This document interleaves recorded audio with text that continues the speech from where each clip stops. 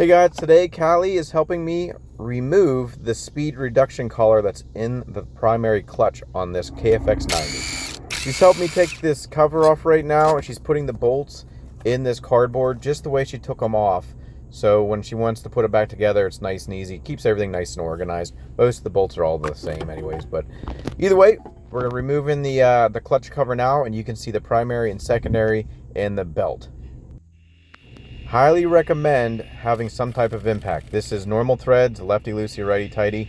But once you remove the nut, there's going to be a washer behind it. You need to make sure you put all this back together the way you took it off, because that helps with the Kickstarter. Once everything's removed, you can see right underneath what the belt's kind of resting on is that speed reduction collar.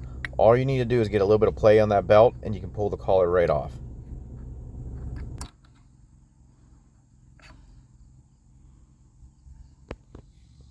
What I'm doing here is on the secondary, you can squeeze that, and that'll actually make the belt drop and give you a little bit more room, a little bit more play, so you can get the primary back on.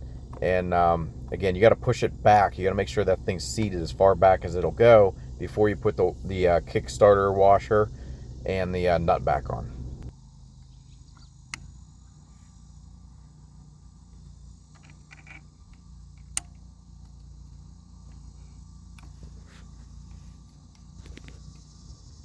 It's time to torque everything down.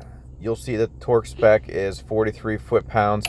I have a Tusk clutch tool that I used, and that made life so much easier. I've seen videos of people just using the impact to zip them back on. You do what you want to do. I recommend doing it the way you need to, which is getting it to actual 43 foot-pounds of torque.